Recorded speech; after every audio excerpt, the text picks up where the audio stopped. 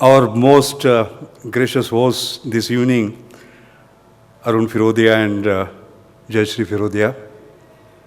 Our most beloved chief guest of today's function, Dr. Kiran Mazumdar-Shaw. Also the Lifetime Achievement Award winner this evening. Our proud award winners, Dr. Gagandeep Kang, Dr. Tesi Thomas, Dr. Vijay Bhatkar, distinguished invitees, ladies and gentlemen. Let me extend a very warm welcome to you this evening, a very special evening, an evening of celebration of achievements of these amazing scientists, technologists, amazing in the way they have conquered terrains and reached heights which are incredible, as you will see as we move along. This is also a special evening because this is the Silver Jubilee year of the award, 25 years of long journey, a glorious journey. In fact, I can say that we can look back at our glorious journey with great pride. I have been involved right from 1996 in these awards in various capacities, including, can you believe it? I don't mind disclosing to you. So far, there have been 50 plus Lifetime Achievement Awardees, so around 55, and I have written the citation for each one of these, 55. So deeply am I engaged in these awards. I think to begin with, let us remember H.K. Firodia. He was not only a doyen of industry, but a great human being with great values. You heard him carefully. He talked about kasauti, which is excellence. He says, no matter what you do, keep uncompromising excellence, a great value. The second is hatoti, human relations, because he believed that people is the real capital, not money, but the people. And the third one, sachoti, he believed that not only should you be non-corrupt, but you should express your opinion, and as you heard him, not necessarily what the government wants to tell you. It's very interesting, by the way. And therefore, when we celebrate 75 years of India's independence, we look at that one freedom, not just the political freedom, but the freedom to speak. And that's what he was actually emphasizing. I think for building this nation, these three are very important, kasauti, hatoti, and sachoti. As I said, looking back at these 25 years, if you look at all the 55 personalities that were honored, they are the creators of India's modern science and technology. They are the creators of the nation.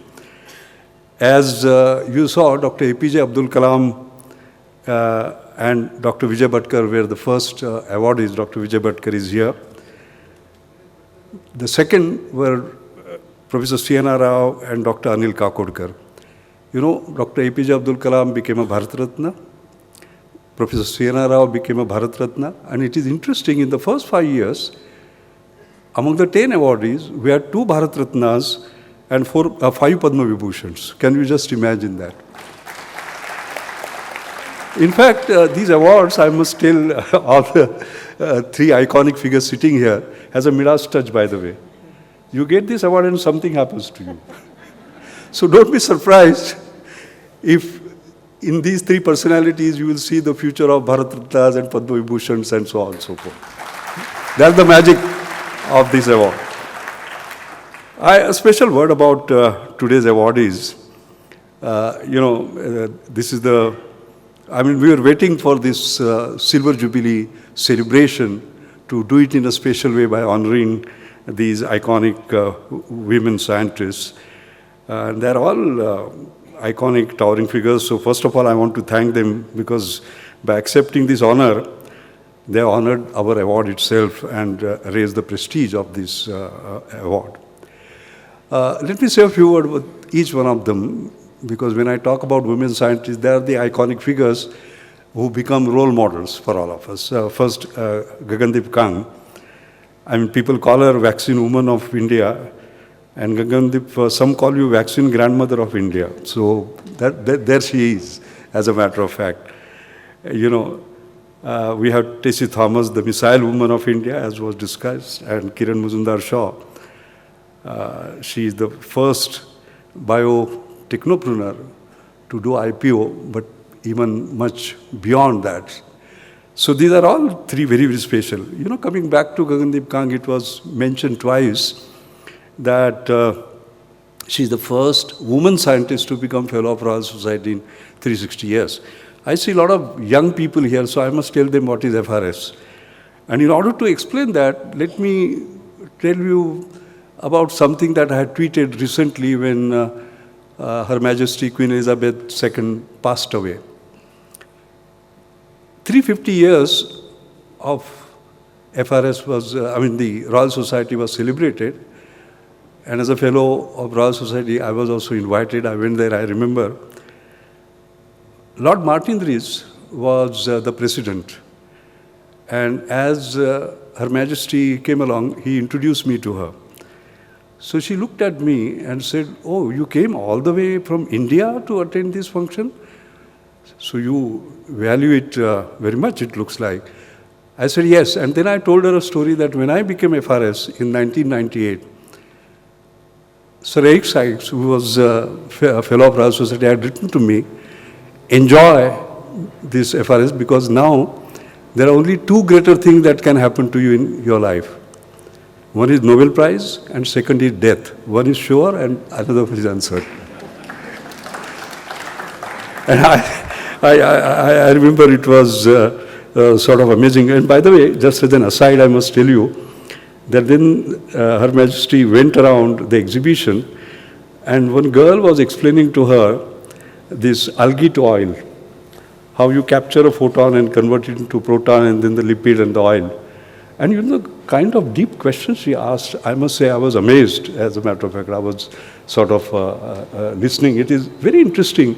We look at monarchs, and we look at them in a particular way, but what she asked me, I asked her, was incredible. Anyway, so that is Gagandeep for you. And Tessie Thomas, as we heard, the first ever woman scientist to head a missile project. She is rightly called Agni Putri, by the way, all right? Because the Agni missiles are right sort of up there. And when we talk about Atmanirbharta in defense, she has played such a role. In fact, when I was looking at three of you, I was reminded of Saraswati, Lakshmi, and Durga. All three. You understand why I'm saying that. So this is why this stage is incredible. And a few words about Kiran. We go a long way, Kiran, huh? When she was that young, I remember her coming to NCL, and from there, it was an incredible thing. You know, today we talk about startups. She did a startup in late 80s, as a matter of fact, when India was not even a starting up country, all right? Venture capital didn't exist. And today we talk about it in a different way, because 2016, 17, until that time, we had one unicorn. One unicorn for our young students here is a market capitalization of $1 billion, which is 100 crore, by the way, okay? Until 2016, 17, we had just one unicorn every year. And in 2021, we had almost one unicorn, not in a year, but per week, 42. 42, not 52, so I said almost, basically. But that is the case now, at that point in time. So I think you must see the inspiration that I always say that scarcity and aspiration is a deadly combination. You create miracles, and Kiran actually did that. She started with an initial capital of only 10,000 rupees. The challenge that she had, for example, biotech was a new field, so nobody would fund it. And women, as a woman, she faced so many challenges. Maybe it will come up in the film. And she started production with 2 tractor mechanics, unskilled labor, all right? And it was an incredible and lack of uninterrupted power, inferior quality life. And within that what she did, our Prime Minister says, make in India for the world, right? Under those conditions, she created enzymes which were exported to United States of America. So therefore, all that I would say is that I have been asked to talk about women scientists and look back on the 25 years. I would say these are the icons. These should be the role models for all of us, not just for girls, men also, for me, by the way. They are icons, they are role models. So I think this stage, in the last 25 years, to me, is very, very, very special. I feel privileged to be sitting on the same stage where these 3 iconic figures are sitting. Thank you very much.